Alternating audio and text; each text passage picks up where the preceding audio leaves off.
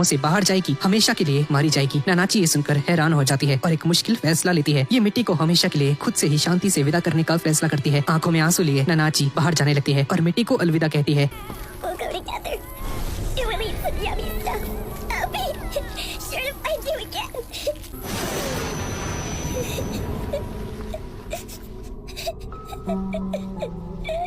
मिट्टी धीरे धीरे गायब होने लगती है और बिलाव के घर में बाकी रहने वाले हॉलोज भी मिट्टी को आखिरी बार अलविदा कहते हैं और ये सब भी गायब हो जाते हैं। पर जाने से पहले नानाची को एक तोहफा देते हैं। यहाँ फापुता तबाही मचा रही होती है और बिना किसी रहम के एक एक करके सभी गाँव वालों को मारती जा रही होती है। तभी रेग इसके सामने आ जाता है और इसे रोकने की कोशिश करता है। दोनों के बीच में फाइट शुरू हो जाती है और इसी दौरान रेग की खोई हुई मेमोरीज धीरे धीरे वापस आने लगती है। इसे याद आता है कि बहुत समय पहले इसकी मुलाकात फापुता से हुई थी, जब फापुता सबसे ज्यादा अकेली थी। उस समय रेग ने इसे सहारा दिया था और अपनी दोस्ती के निशानी के तौर पर इसे एक बहुत कीमती चीज भी दी थी। फापुता इससे बार बार कहती है कि क्या तुम्हें सच में कुछ भी याद नहीं है क्या, कि हम लोग पहले कितने अच्छे दोस्त हुआ करते थे। फापुता बहुत ब्रूटल वेज अपनाती है रेग को याद करवाने के लिए, पर रेग समझ जाता है कि फापुता बहुत ही ज्यादा स्ट्रॉन्ग है, इसलिए रिको को व्हाइट विसल को बजाने के लिए कहता है। जैसे ही रिको व्हाइट विसल बजाती है, रेग दोबारा से उसी व्हाइट हॉलो में बदल जाता है और पहले से ज्यादा स्ट्रॉन्ग हो जाता है। दोनों के बीच में फाइट होनी शुरू हो जाती है और फापुता बताती है कि मैंने ही पुरुषका को ज्वेलर के पास भेजा था ताकि वो व्हाइट विसल बन सके और अब वही व्हाइट विसल की ताकत इसी के खिलाफ यूज की जा रही होती है। पर इससे पहले कि दोनों में से कोई एक दूसरे को मार पाता, अचानक गाँव के बाहर एक हीट स्टॉर्म शुरू हो जाता है। इस तूफान को देखते ही रेग की और भी मेमोरीज वापस आ जाती हैं। इसे वही समय याद आता है जब फापुता और रेग साथ में समय व्यतीत किया करते थे। पर फापुता ने इसे गांव के गेट के एंट्रेंस के ऊपर वो जो निशान बना हुआ था उसका मतलब भी बताया था। उस निशान को हाकू कहा जाता था, जिसका मतलब था कि एक ऐसी चीज।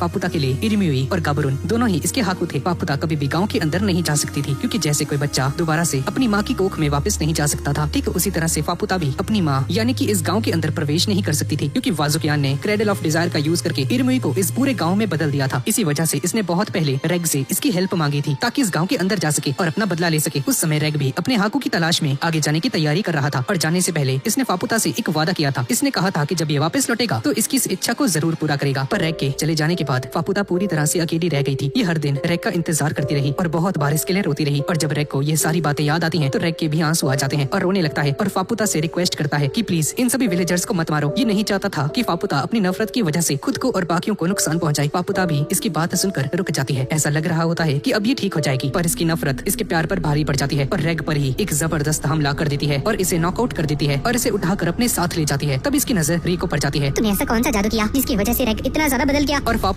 अब रिको को मारने के लिए आगे बढ़ जाती है। तभी गाबरून बीच में आ जाता है। अगर तुमने रिको को नुकसान पहुंचाया फापुता, तो तुम अपना हाकू खो दोगी, यानी कि मुझे। तभी गाबरून डिसमेंटल होने लगता है और जमीन पर गिर पड़ता है। फापुता अपनी जिंदगी की एक और कीमती साथी को खो देती है और इस बार इसका गुस्सा और दुख पूरी तरह से फूट पड़ता है। अपना मानसिक संतुलन खो बैठती है और डिसाइड करती है कि अब ये सब कुछ डिस्ट्रॉय कर देगी। पर जैसे ही दोबारा से हमला करने लगती है तभी कोई इसे रोक देता है और ये था बेलाव, जो कि नानाची के साथ इसके सामने आ जाता है। जैसे ही फापुता बेलाव के पास आती है, इसे बेलाव की बॉडी से अपनी माँ इरिम्यूई की बहुत तेज खुशबू महसूस होती है। इसे समझ आ जाता है कि यही वो इंसान है जिसने इसकी माँ का सबसे ज्यादा हिस्सा अपने अंदर समाया था और बेलाव पर गुस्सा हो जाती है और डिसाइड करती है कि इसे जान से मार डालेगी। पर बेलाव इसके साथ नहीं लड़ना चाहता था, बल्कि खुद अपनी मर्जी से फापुता को खुद को मारने देता है, क्योंकि इसे वो सबसे कीमती चीज देना चाहता था जिसे इसने इतने सालों तक संभाल कर रखा था। इरिम्यूई की सभी मेमोरीज इतने सालों तक इतना ज्यादा गिल्टी फील करने के बाद अब आखिरकार बेलाव को भी सुकून मिल जाता है। इसे खुशी थी कि अपनी आखिरी सांसों से पहले ये फापुता से मिल पाया। बेलाव के मरने के बाद फापुता को अपनी माँ की सभी मेमोरीज दिखाई देती है और उन्हें यादों में डूब जाती है। इस मौके का फायदा उठाकर नानाची सभी से कहती है कि जल्दी से रिको को गाँव से बाहर लेकर जाओ। इसकी दो वजह होती हैं, क्योंकि अगर गांव वाले इस गांव की सीमा से बाहर जाते हैं तो हमेशा के लिए गायब हो जाएंगे, और दूसरी थी कि वाजुकियान को फापुता का असली प्लान समझ में आ चुका था। इसे यकीन हो जाता है कि वाजुकियान फापुता के अंदर मौजूद क्रेडल ऑफ डिजायर का यूज करना चाहता है। नानाची समझ जाती है कि अगर रिको की मौत हो गई तो रेग अंदर से टूट जाएगा और रेग के लिए अपने प्यार की वजह से फापुता अपनी आधी जान देकर भी रिको को बचाने की कोशिश करेगी। और उसी पल वाजुकियान उस इच्छा को भी अपने फायदे के लिए यूज कर सकता है, जैसे इसने इरिम्यूई की इच्छा का यूज किया था। अब नानाची ये सारा प्लान समझ चुकी थी। बेलाव से इरिम्यूई की सारी यादें मिलने के बाद वाजुकियान समझ जाता है कि अब मेरी बारी है भाई मरने की, और अगर व्यू को इसके साथ रहेगी तो फापुता इस पर हमला नहीं कर पाएगी, क्योंकि इरिम्यूई व्यूको को अपनी माँ की जैसा मानती थी। इसी वजह से व्यूको को अपने साथ लेकर यहाँ से निकल जाता है। तभी गाँव के दीवार में जो बड़ा सा छेद बना था, उसी रास्ते से अनगिनत मॉन्स्टर्स गाँव के अंदर घुसने लगते हैं। इनके लिए इस गाँव में रहने वाले सभी के सभी विलेजर्स बस खाना होते हैं। फापुता इन सभी मॉन्स्टर्स के साथ फाइट करने के लिए आगे बढ़ जाती है। हालांकि ये इन्हीं विलेजर्स को यहाँ पर मारने आई थी, पर अब इनकी जान बचा रही है इन सभी मॉन्स्टर्स को मारकर। पर इतने सारे मॉन्स्टर्स को अकेले हैंडल करना इसके बस की बात नहीं थी। धीरे धीरे ये चारों तरफ से घिर जाती है। मॉन्स्टर्स इसकी बॉडी को जगह जगह से फाड़ने लगते हैं। पापुता इमोर्टल जरूर थी पर इसे हर एक जख्म का दर्द पूरी तरह से महसूस हो रहा था। पापुता की हालत खराब हो जाती है। गाँव के सभी लोग इसकी हालत को देखकर दुखी हो जाते हैं और पापुता से कहते हैं कि यहाँ से भाग जाओ वरना मारी जाओगी। तभी इसके बड़े भाई बहन की आत्माएं इनके सामने आ जाती हैं और ये लोग पापुता की जान बचाने के लिए इन मॉन्स्टर्स पर हमला कर देते हैं। पर तभी एक टर्मिनेटेड ड्रैगन इन सभी को एक ही झटके में कुचल देता है। अब ये ड्रैगन पापुता को मारने ही वाला होता है कि तभी गाबरून अपनी बची हुई आखिरी ताकत का यूज करके इसके सामने आ जाता है। इसे मालूम था कि अगर ये ऐसा करेगा तो मारा जाएगा, पर इसके बावजूद अपने हाकू की रक्षा करने के लिए खुशी खुशी अपनी जान दांव पर लगा देता है। बहुत समय पहले पापुता को सबसे पहले गाबरून ने ही नहीं बल्कि पापुता ने गाबरून को ढूंढा था। दोनों ने साथ में काफी अच्छा टाइम स्पेंड किया था और गाबरून ने ही पापुता को इसके अकेलेपन से बाहर निकाला था। इसने इसे पढ़ना लिखना भी सिखाया था और इसका नाम पापुता गाबरून ने ही रखा था, जिसका मतलब होता है इमोर्टल प्रिंसेस। और इसके अपने नाम गाबरून का मतलब था रानी का रक्षक। टर्मिनेटेड ड्रैगन के जबरदस्त हमले की वजह से गाबरून दूर जाके गिरता है। ये सब देखकर पापुता टूट जाती है। इसका शरीर बुरी तरह से फट चुका था। इसके सभी अपने इससे बिछड़ चुके थे और इसकी इमोर्टलनेस अब इसे एक कर्स की जैसी लगने लग जाती है क्योंकि ये मर नहीं सकती थी। इसे लगातार दर्द को सहना ही था। पर तभी गांव के सभी लोग अपनी मर्जी से अपनी पूरी वैल्यू और अपना पूरा शरीर पापुता को देने लगते हैं ताकि पापुता दोबारा से हील हो सके। इन सभी की वैल्यूज को अपने अंदर लेने के बाद पापुता पहले से भी ज्यादा स्ट्रॉन्ग हो जाती है और एक जोरदार दहाड़ लगाती है। इसकी आवाज सुनते ही जिरोइमो भी यहाँ पर आ जाता है। अब दोनों मिलकर इन सभी मॉन्स्टर्स पर हमला करना शुरू कर देते हैं और गांव के लोग जो भी जिंदा बचे हुए थे ये रिको और इसके दोस्तों को सुरक्षित यहाँ से बाहर निकालने में इनकी हेल्प कर रहे थे। रास्ते में इनके सामने वाजुकियान दोबारा से आ जाता है पर इस बार इसके साथ व्यू को नहीं होती है। वाजुकियान रिको से पूछता है कि क्या तुम इस गांव में आने के बाद पछता रही हो क्या? नहीं, बिल्कुल नहीं। इस सफर में मुझे बहुत सारे नए नए दोस्त मिले। ये जर्नी मेरे लिए काफी ज्यादा अच्छी रही। वाजुकियान बताता है कि इस एबिस को जीतने के लिए सिर्फ ताकतवर होना जरूरी नहीं है, तुम्हें उम्मीद के साथ आगे बढ़ते रहना होगा। रिको और इसके दोस्तों से कहता है कि जब सब कुछ खत्म हो जाएगा तो प्लीज पापुता का ख्याल रखना और अपनी सबसे बड़ी इच्छा जो कि थी एबिस को एक्सप्लोर करना अगली पीढ़ी को सौंपने के बाद वाजुकियान हमेशा के लिए गायब हो जाता है। तभी पूरे गाँव में दोबारा से पापुता की दहाड़ गूंज पड़ती है। बचे हुए गाँव वाले इसे अपनी आखिरी पुकार समझते हैं और दोबारा से इसका साथ देने के लिए युद्ध में आ जाते हैं। जाने से पहले रेस्टोरेंट की मालिक रिको को लाइजा की चिट्ठी वापस दे देती है और बताती है कि इसे पाने के लिए इसने पापुता के शरीर के हिस्से को देकर सौदा किया था। अब रिको और इसके सभी दोस्त पापुता की तरफ आगे बढ़ जाते हैं और दूसरी ओर व्यू को किसी तरह से वासुकियान से बचकर बाहर आ जाती है और गाँव से बाहर जाने की कोशिश करते हुए धीरे धीरे रेंग रही होती है पर गलती से ऊपर की ओर बढ़ जाती है और उसी पल एबिस का कर्स इस पर काम करने लगता है। हर एक कदम के साथ इसकी सभी पुरानी मेमोरीज इसकी आंखों के सामने आने लगती हैं। इरमियुई, उसके बच्चे और वह सब के सब जिनसे ये कभी पहले प्यार करती थी, इन सभी की मेमोरीज इसके मन में घूमने लगती हैं और कर्स की वजह से इसकी बॉडी धीरे धीरे म्यूटेट होने लगती है। इसकी हालत इतनी खराब हो जाती है कि आगे नहीं बढ़ पाती। पर तभी एक गाँव वाला यहाँ पर आकर इसकी हेल्प करता है और इसकी हेल्प करने के बाद ये गाँव वाला भी धीरे धीरे गायब हो जाता है पर इसकी कुर्बानी की वजह से व्यूको की जान बच जाती है। इसके बाद ननाची व्यूको को सहारा देती है और इसे पापुता के पास ले जाने लगती है और यहाँ पर पापुता एक फाइनल अटैक करने की तैयारी कर रही होती है कि तभी रेग भी यहाँ पर आ जाता है। रिको जल्दी से व्हाइट विसल को बचाती है और रेग एक बार दोबारा से अपनी व्हाइट फॉर्म में बदल जाता है पर इस बार व्हाइट विसल को यूज करने की वजह से रिको बेहोश हो जाती है और रेग सीधा टर्मिनेटेड ड्रैगन पर हमला बोल देता है। इन्हें गाँव से दूर लेकर जाता है पर इनके नीचे बना हुआ एक पुल ही तोड़ देता है। इस पुल के टूटते ही सभी ड्रैगन्स खाई में गिर जाते हैं और पापुता रिको और बाकी सभी के पास पहुँच जाती है। काजा और इसके लोग रिको और इसकी टीम को सुरक्षित बाहर निकालने लग जाते हैं और गाँव के बचे हुए लोग आखिरी बार अपनी पूरी वैल्यू को पापुता को सौंप देते हैं ताकि अपनी माँ को आखिरकार आजाद कर सके और पापुता को अपनी माँ को आजाद करने की ताकत मिल जाती है और इसी के साथ इसकी जिंदगी का सबसे बड़ा सपना भी पूरा हो जाता है। पर अपनी सारी ताकत लगा देने की वजह से इसका शरीर जवाब दे जाता है और नीचे खाई में गिरने लगती है और अब इसके पास खुद को बचाने की भी ताकत नहीं बची थी। पर तभी रेग इसे पकड़ लेता है और इसे सेफली ऊपर लेकर आता है। पूरा गाँव टूटकर बिखरने लगता है। सभी लोग यहाँ से बाहर निकलने की कोशिश करने लगते हैं और इसी दौरान काजा के पैर बुरी तरह से टूट जाते हैं और अब चल नहीं सकता था। पर तभी काजा अपनी कॉन्शियसनेस को पापुता की बॉडी के अंदर ट्रांसफर कर देता है और पापुता सभी को लेकर इस टूटते हुए गाँव से इन सभी को सुरक्षित यहाँ से निकालने में कामयाब हो जाती है और भागते हुए रिको माँ को वो हाथ से बना हुआ टेडी बियर दे देती है जो कि इसने खुद बनाया था। इस तोहफे को पाकर माँ बहुत ही ज्यादा खुश हो जाती है। कुछ देर बाद जब रिको को होश आता है तो माँ गायब हो चुकी होती है। यहाँ सिर्फ वही टेडी बियर पड़ा होता है जो कि इनकी दोस्ती की आखिरी निशानी बनकर रह जाता है। पापुता को इरमियुई की सभी मेमोरीज मिल चुकी थी पर एक याद ऐसी थी जो कि इरमियुई ने कभी किसी को नहीं थी और वो थी व्यूको के साथ बिताई गई उसकी यादें, क्योंकि इरमियुई के लिए वही उसकी सबसे ज्यादा कीमती चीज थी जिन्हें वो हमेशा अपने साथ रखना चाहती थी। पर अपनी आखिरी सांस लेने से पहले व्यूको को एक बार दोबारा से इरमियुई से मिलने का मौका मिल जाता है। इस बार पापुता की आंखों के जरिए आखिरकार वो उस बच्चे को भी देख लेती है जिसे इरमियुई हमेशा इस दुनिया में लाना चाहती थी। अब पापुता इस दुनिया में पूरी तरह से अकेली रह गई थी और रेग इसे अपनी टीम में शामिल होने का ऑफर देता है। पापुता मना करती है क्योंकि रेग को अभी तक इसके साथ बिताया हुआ कुछ भी याद नहीं था पर आखिरकार मान ही जाती है और इसी के साथ रिको की टीम को इसका एक नया साथी मिल जाता है। पर ये एबिस की जर्नी अभी तक खत्म नहीं हुई थी और रिको को अपनी मॉम अभी तक नहीं मिली थी। इसकी मॉम 6th लेयर पर भी नहीं थी, यानी कि हमें अगले सीजन में 7वीं लेयर को दिखाया जाएगा और इस एबिस की गहराइयों में और कौन कौन से राज छुपे हुए हैं इसके बारे में हमें इस एनिमे के अगले सीजन में पता चलेगा। और इसी के साथ इस एनिमे की अब तक की स्टोरी यहीं पर खत्म हो जाती है। तो गाइज यही थी आज की वीडियो। तो गाइज वीडियो कैसी लगी नीचे कमेंट्स में जरूर बताइएगा और अगर आपको इस तरह की और भी कमाल की सीरीज चाहिए तो प्लीज नीचे कमेंट्स में मुझे जरूर बताइएगा और अगर चैनल को अभी तक सब्सक्राइब नहीं किया है तो प्लीज कर दीजिएगा और नोटिफिकेशंस को भी ऑल पर सेट कर दीजिएगा। तो ठीक है गाइज और मिलते हैं अगली वीडियो में।